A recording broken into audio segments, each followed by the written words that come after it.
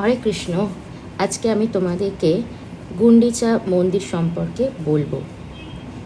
জগন্নাথ মন্দিরের উত্তর পশ্চিম দিকে বড় ডান্ডের শেষে গুন্ডিচা মন্দির অবস্থিত। জগন্নাথ মন্দির হতে এই মন্দিরের দূরত্ব প্রায় 2 কিলোমিটার। গুন্ডিচা মন্দিরে একটি মহাবেদী রয়েছে। মহারাজ ইন্দ্রদ্যুম্নের সময় এই মন্দিরেই জগন্নাথ, বলদেব ও সুভদ্রার দারু বিগ্রহ সমূহ প্রকটিত হয়েছিল। সেই জন্য এই মন্দিরকে শ্রী জগন্নাথের সূতিকা গৃহ বলে মনে করা হয়। আর মন্দিরের এই নামকরণ করা হয়েছে রাজা ইন্দ্রদ্যুম্নের স্ত্রী গুন্ডিচা দেবীর নামে। এই অঞ্চলে ইন্দ্রদ্যুম্ন রাজা 1000 অশ্বমেধ যজ্ঞ সম্পাদন করেছিলেন। শ্রী জগন্নাথ, শ্রী বলদেব এবং সুভদ্রা দেবী সুদর্শন সহ বছরের 9 দিন জগন্নাথ মন্দির হতে বাইরে থাকেন। একদিন গুন্ডিচায় যাবার জন্য রথযাত্রা, 7 দিন সেখানে অবস্থান এবং 1 দিন প্রত্যাবর্তন, উল্টো রথ। এই যাত্রাকে গুন্ডিচা যাত্রা, নবদিন যাত্রা বা ঘোষ যাত্রা বলা হয়ে থাকে। এই সময় প্রভুকে দর্শন করা অত্যন্ত শুভ। কথিত আছে যে জগন্নাথ, বলদেব ও সুভদ্রা মহারানী যখন দারু মূর্তিতে আবির্ভূত হন তখন প্রভু রাজা ইন্দ্রদ্যুম্নকে বর প্রদান করেন। একটি বর ছিল যে তার যেন কোনো পুত্র সন্তান না হয়, যাতে পরবর্তীকালে তারা জগন্নাথ মন্দিরের স্বত্বাধিকার দাবি করতে না পারে। জগন্নাথ দেব যখন সেই বরদানে সম্মত হলেন তখন গুন্ডিচা দেবী এই সংবাদে অন্তরে খুবই দুঃখিত হলেন যে তিনি আর কখনো পুত্র সন্তান লাভ করতে পারবেন না। তখন প্রভু জগন্নাথ গুন্ডিচা দেবীকে আশ্বস্ত করে বললেন যে তার দুঃখিত হওয়ার কোনো কারণ নেই, তিনি স্বয়ং তার পুত্রের ভূমিকা পালন করবেন। শোনা যায় যে যেখানে প্রভু জগন্নাথ রাজা ইন্দ্রদ্যুম্ন ও গুন্ডিচা দেবীর শ্রাদ্ধানুষ্ঠান করেছিলেন সেই স্থানে এখনও একটি অনুষ্ঠান হয়।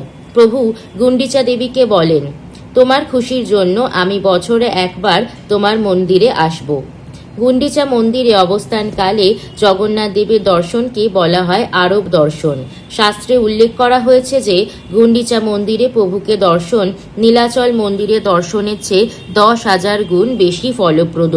যে স্থানে গুন্ডিচা মন্দির অবস্থিত তাকে বলা হয় সুন্দরাচল। সুন্দরাচলকে বৃন্দাবনের সাথে তুলনা করা হয়। আর যেখানে জগন্নাথ দেব অবস্থান করেন সেই নীলাচল হচ্ছে দ্বারকা। ব্রজবাসীগণ যেমন একবার কৃষ্ণ বলরামের রথ টেনে বৃন্দাবনের দিকে নিয়ে আসবার চেষ্টা করেছিলেন, তেমনি পুরীতে রথযাত্রার সময় ভক্তগণ সেই ভাব গ্রহণ করে দ্বারকা রূপ নীলাচল হতে সুন্দরাচল রূপ বৃন্দাবনে প্রভুর রথ টেনে নিয়ে আসেন। শ্রী চৈতন্য চরিতামৃত গ্রন্থের তাৎপর্যে শ্রীল প্রভুপাদ গুন্ডিচা মন্দিরের নিম্নরূপ বর্ণনা প্রদান করেছেন। এই গুন্ডিচা মন্দির জগন্নাথ মন্দিরের উত্তর পূর্ব দিকে প্রায় 2 মাইল দূরে অবস্থিত। রথযাত্রার সময় জগন্নাথ দেব 1 সপ্তাহের জন্য সেখানে যান। তারপর তিনি আবার তার মূল মন্দিরে প্রত্যাবর্তন করেন। জনশ্রুতি থেকে জানা যায় যে মহারাজ ইন্দ্রদ্যুম্নের পত্নীর নাম ছিল গুন্ডিচা। প্রামাণিক শাস্ত্রগ্রন্থে গুন্ডিচা মন্দিরের উল্লেখ রয়েছে। গুন্ডিচা প্রাঙ্গণটির দৈর্ঘ্যে 288 হাত এবং প্রস্থে 215 হাত। মূল মন্দিরটি দৈর্ঘ্যে 36 হাত এবং প্রস্থে 30 হাত। নাট মন্দিরটি দৈর্ঘ্যে 32 হাত এবং প্রস্থে 30 হাত। মধ্যলীলা থেকে এই অংশটি নেওয়া হয়েছে। রথযাত্রা উৎসবের ঠিক আগের দিন শ্রী চৈতন্য মহাপ্রভু ও তার অনুগামী ভক্তগণ মহা উদ্দীপনা সহকারে গুন্ডিচা মন্দির মার্জন করতেন। শ্রীল কৃষ্ণদাস কবিরাজ গোস্বামী চৈতন্য চরিতামৃত গ্রন্থে এই ঘটনার বিশদ বিবরণ দিয়েছেন। প্রথমে কাশী মিশ্রে প্রভু বলাইল, পরিছা পাত্র সার্বভৌমে বলাইয়া আনিল। প্রথমে শ্রী চৈতন্য মহাপ্রভু কাশী মিশ্রকে ডাকলেন। তারপর মন্দিরের পরিছা এবং সার্বভৌম ভট্টাচার্যকে ডাকলেন। 3 জন পাশে প্রভু হাসিয়া কহিল, গুন্ডিচা মন্দির মার্জন সবে মাঙ্গি নিল। এই 3 জনকে শ্রী চৈতন্য মহাপ্রভু মৃদু হেসে বললেন যে তিনি গুন্ডিচা মন্দির মার্জন সেবা করতে চান। পরিছা কহে, আমি সব সেবক তোমার, যে তোমারও ইচ্ছা সেই কর্তব্য আমার। মহাপ্রভুর এই অনুরোধ শুনে মন্দিরের ভারপ্রাপ্ত কর্মচারী পরিছা বললেন, প্রভু, আমরা সকলে আপনার সেবক, আপনার যা ইচ্ছে সেই অনুসারে সমস্ত আয়োজন করাই আমাদের কর্তব্য। বিশেষে রাজার আজ্ঞা হইছে আমার, প্রভুর আজ্ঞা যেই সেই শীঘ্র করিবারে। আপনি যা আদেশ করবেন সেই আদেশ অনুসারে সত্বর সমস্ত আয়োজন করবার জন্য রাজা আমাকে বিশেষভাবে আদেশ করেছেন। তোমার যোগ্য সেবা নহে মন্দির মার্জন, এই এক লীলা করো যে তোমার মন্দির মার্জন করা আপনার উপযুক্ত সেবা নয়, কিন্তু তবুও আপনি যদি তা করতে চান তাহলে বুঝতে হবে যে এটিও আপনার একটি লীলা। কিন্তু ঘট সংমার্জনী বহু চাহিয়ে, আজ্ঞা দেহ আমি সব ইহা আনি দিয়ে। মন্দির মার্জন করার জন্য আপনার ঘট এবং সংমার্জনীর প্রয়োজন, তাই আদেশ দিন, আমি আজ সেই সব এখানে এনে দেব। নতুন 100 ঘট শত সংমার্জনী, পরিছা আনিয়া দিল প্রভুর ইচ্ছা জানি। এভাবে শ্রী চৈতন্য মহাপ্রভু গুন্ডিচা মন্দির মার্জনের ব্যবস্থা সম্বন্ধে অবগত হয়ে পরিছা তখন 100 নতুন ঘট এবং 100 সংমার্জনী এনে দিলেন। আর দিনে প্রভাতে লইয়া নিজগণ, শ্রীহস্তে সবার অঙ্গে লেপিয়া চন্দন। শ্রীহস্তে দিল সবারে এক এক মার্জনী, সবগণ লইয়া প্রভু চলিলা আপনি। তার পরের দিন সকালবেলা শ্রী চৈতন্য মহাপ্রভু স্বহস্তে তার ভক্তদের শ্রী অঙ্গে চন্দন লেপন করলেন এবং তাদের সকলকে এক একটি সংমার্জনী দিলেন। তারপর তিনি তাদের নিয়ে গুন্ডিচা মন্দিরে গেলেন। গুন্ডিচা মন্দিরে গেলা করিতে মার্জন, প্রথমে মার্জনী লইয়া করিল শোধন। গুন্ডিচা মন্দির মার্জন করতে গিয়ে ভক্তসহ শ্রী চৈতন্য মহাপ্রভু প্রথমেই সংমার্জনী দিয়ে মন্দিরটি ঝাড়ু দিলেন। ভিতর মন্দিরে উপর সকল মাজিল, সিংহাসন মাজি পুনঃস্থাপন করিল। শ্রী চৈতন্য মহাপ্রভু মন্দিরের ভিতরটি এবং মন্দিরের অভ্যন্তরের উপরিভাগ খুব ভালো করে পরিষ্কার করলেন। তারপর সিংহাসনটি নিজে পুনরায় স্থাপন করলেন। ছোট বড় মন্দির কইল মার্জন শোধন, পাছে তৈছে শোধিল শ্রী জগমোহন। সেখানে ছোট বড় সমস্ত মন্দির পরিষ্কার করে এবং জল দিয়ে ধুয়ে শ্রী চৈতন্য মহাপ্রভু তার ভক্তদের নিয়ে শ্রী জগমোহন মানে মূল মন্দির ও নাট মন্দিরের মধ্যবর্তী স্থানটি পরিষ্কার করলেন। চারিদিকে শতভক্ত ও সংমার্জনী করে, আপনি শোধেন প্রভু শিখানো সবারে। 100 ভক্ত মন্দিরের চারিদিক ঝাড়ু দিতে লাগলেন এবং শ্রী চৈতন্য মহাপ্রভু নিজে ঝাড়ু দিয়ে সকলকে শিখালেন। প্রেমোল্লাসে শোধেন লয়েন কৃষ্ণ নাম, ভক্তগণ কৃষ্ণ কহে করে নিজ কাম। প্রেমানন্দে শ্রী চৈতন্য মহাপ্রভু মন্দির মার্জন করছিলেন এবং কৃষ্ণ নাম গ্রহণ করছিলেন, আর তার ভক্তরা কৃষ্ণ নাম উচ্চারণ করতে করতে তাদের কাজ করে যাচ্ছিলেন। ধূলি ধূসর তনু দেখিতে শোভন, কাহা কাহা অশ্রু জলে করে সংমার্জন। তখন শ্রী চৈতন্য মহাপ্রভু ধূলি ধূসর দেহটি দেখতে অপূর্ব সুন্দর লাগছিল। ভগবত প্রেমে বিহ্বল হয়ে তিনি অশ্রু বর্জন করছিলেন, আর মন্দিরের কোনো কোনো স্থান তিনি তার অশ্রু দিয়ে সংমার্জন করেছিলেন। ভোগ মন্দির শোধন করি শোধিল প্রাঙ্গণ, সকল আবাস ক্রমে করিল শোধন। ভোগ মন্দির শোধন করার পর তারা প্রাঙ্গণ শোধন করলেন এবং একে একে মন্দিরের বাসস্থানগুলি পরিষ্কার করলেন। তৃণধূলি ঝিঙ্কুর সব একত্র করিয়া, বহির্বাসে লইয়া ফেলায় বাহির করিয়া। সমস্ত তৃণধূলি ঝিঙ্কুর একত্র করে শ্রী চৈতন্য মহাপ্রভু সেগুলি তার বহির্বাসে নিয়ে বাইরে গিয়ে ফেলে দিলেন। এই মতো ভক্তগণ করি নিজ বাসে, তৃণধূলি বাহিরে ফেলায় পরম হরিষে। এইভাবে ভক্তরা তাদের কাপড়ের আঁচলে তৃণধূলি ইত্যাদি নিয়ে পরম আনন্দে বাইরে গিয়ে ফেলে দিলেন। প্রভু কহে, কে কত করিয়াছ সংমার্জন, তৃণধূলি দেখিলেই জানিব পরিশ্রম। শ্রী চৈতন্য মহাপ্রভু তার ভক্তদের বললেন, কে কতটা সংমার্জন করেছে এবং পরিশ্রম করেছে তা তাদের তৃণ ও ধূলি দেখে বোঝা যাবে। সবারও ঝাঁটনো বোঝা একত্র করিল, সবা হইতে প্রভুর বোঝা অধিক হইল। সকলে ঝাঁটন বোঝা একত্র করা হলো, কিন্তু চৈতন্য মহাপ্রভুর বোঝা তার থেকেও অধিক হলো। এই মতো অভ্যন্তর করিল মার্জন, পুনঃ সবাকারে দিল করিয়া বন্টন। এইভাবে মন্দিরের অভ্যন্তর মার্জন করা হলে শ্রী চৈতন্য মহাপ্রভু পুনরায় তার ভক্তদের পরিষ্কার করা স্থান নির্ধারণ করে দিলেন। সূক্ষ্ম ধূলি তৃণ কাকর সব করহ দূর, ভালো মতে শোধন করহ প্রভুর অন্তপুর। শ্রী চৈতন্য মহাপ্রভু সকলকে বললেন, ধূলি সূক্ষ্ম ধূলি তৃণ কাকড় সব ভালোভাবে দূর করে প্রভুর অন্তপুর পরিষ্কার করো। সব বৈষ্ণব লইয়া যবে দুইবার শোধিল, দেখি মহাপ্রভুর মনে সন্তোষ হইল। সমস্ত বৈষ্ণবদের নিয়ে শ্রী চৈতন্য মহাপ্রভু যখন দ্বিতীয়বার মন্দির পরিষ্কার করলেন, তখন খুব ভালোভাবে মন্দির পরিষ্কার হয়েছে দেখে মহাপ্রভু খুব আনন্দিত হলেন। আর শতজন শত ঘটে জল ভরি, প্রথমেই লইয়া আছে কাল অপেক্ষা করি। সংমার্জনী দিয়ে যখন মন্দির পরিষ্কার করা হচ্ছিল, তখন আর 100 জন ঘটে জল ভরে শ্রী চৈতন্য মহাপ্রভুর নির্দেশের অপেক্ষা করছিলেন। জল আনো বলি যবে মহাপ্রভু কহিল, তবে শত ঘট আনি প্রভু আগে দিল। শ্রী চৈতন্য মহাপ্রভু যখন জল আনতে বললেন, তখন তারা 100 ঘট জল এনে মহাপ্রভুর সামনে রাখলেন। প্রথমে করিলা প্রভু মন্দির প্রক্ষালন, ঊর্ধ্ব অধ ভিত্তি গৃহ মধ্যে সিংহাসন। প্রথমে শ্রী চৈতন্য মহাপ্রভু মন্দির প্রক্ষালন করলেন, তারপর মন্দিরের ঊর্ধ্বভাগ, মেঝে, দেওয়াল এবং সিংহাসন প্রক্ষালন করলেন। খপরা ভরিয়া জল ঊর্ধ্বে চালাইল, সেই জলে ঊর্ধ্ব শোধি ভিত্তি প্রক্ষালিল।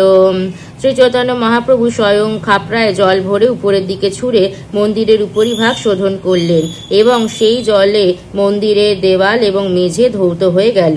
শ্রীহস্তে করেন সিংহাসনেরও মার্জন, প্রভু আগে জল আনি দেয় ভক্তগণ।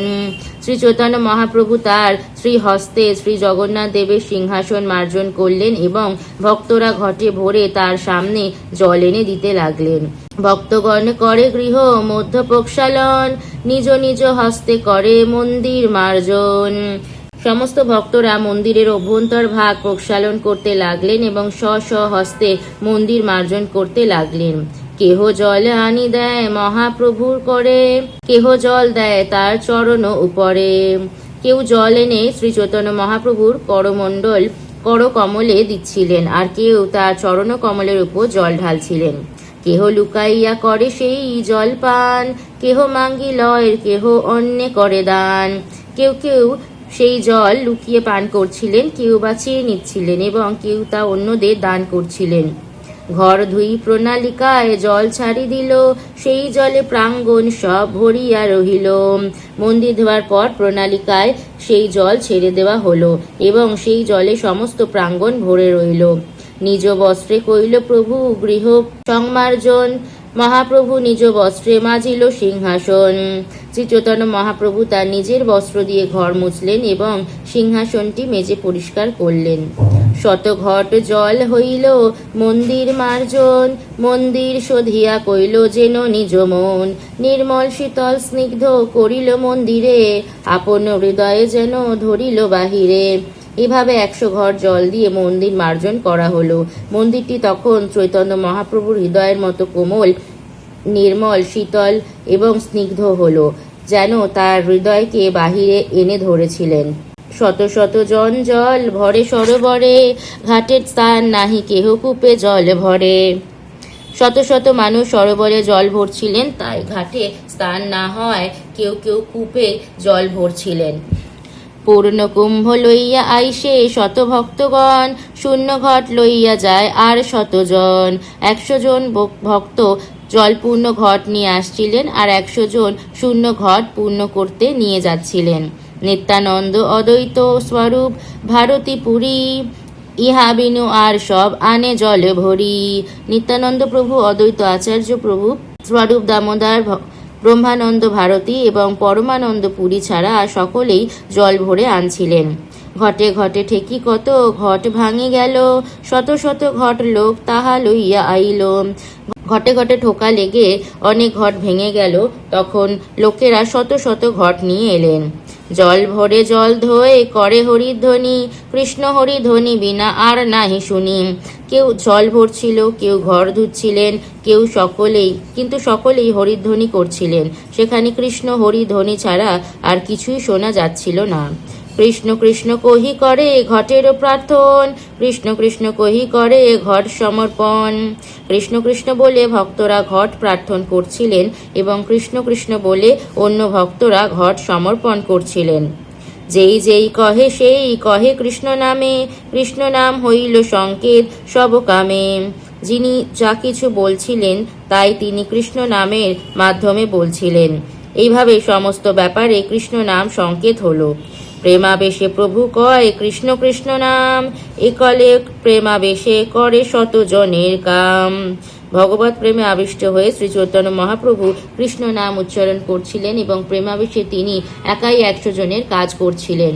শত হস্তে করেন যেন স্কালন মার্জন, প্রতিজন পাশে যাই করানো শিক্ষণ। মনে হচ্ছিল শ্রী চৈতন্য মহাপ্রভু যেন 100 হাতে প্রক্ষালন ও মার্জন করছিলেন এবং সকলের কাছে গিয়ে তিনি শিক্ষা দিচ্ছিলেন। ভালো কর্ম দেখি তারে করে প্রশংসন, মনে না মিলিলে করে পবিত্র ভর্ষণ। কাউকে ভালোভাবে পরিষ্কার করতে দেখলে তিনি তার প্রশংসা করছিলেন, আর কারো কাজ মনোপুত না হলে তিনি তাকে ভর্ৎসনা করছিলেন। তুমি ভালো করিয়াছ শিখাহ অন্যেরে, এই মতো ভালো কর্ম সেহ যেন করে। মহাপ্রভু বলেছিলেন, তুমি খুব ভালো করেছো, অন্যদেরও তুমি শেখাও যাতে তারাও এরকম ভালোভাবে কাজ করে। এ কথা শুনিয়া সবে সংকুচিত হইয়া ভালো মতে কর্ম করে সবে মন দিয়া। শ্রী চৈতন্য মহাপ্রভুর এই কথা শুনে সকলে সংকুচিত হয়ে অত্যন্ত মনোযোগ সহকারে খুব ভালোভাবে কাজ করতে লাগলেন। তবে প্রক্ষালন কইল শ্রী জগমোহন, ভোগ মন্দির আদি তবে কইল প্রক্ষালন। তখন তারা শ্রী জগমোহন প্রক্ষালন করলেন এবং তারপর ভোগ মন্দির আদি প্রক্ষালন করলেন। নাটশালা ধুইল চত্বর প্রাঙ্গণ, পাকশালা আদি করিল প্রক্ষালন। নাটশালা ধোয়ার পর তারা মন্দিরে চত্বর প্রাঙ্গণ ধুলেন এবং তারপর পাকশালা আদি প্রক্ষালন করলেন। মন্দিরেরও চতুর্দিক প্রক্ষালন কইল, সব অন্তপুর ভালো মতে ধোয়াইল। তারা মন্দিরের চতুর্দিক প্রক্ষালন করলেন এবং সব অন্তপুর ভালোভাবে ধুলেন। হেনকালে গৌরিয়া এক সুবুদ্ধি সরল, প্রভুর চরণ যুগে দিল ঘট জল।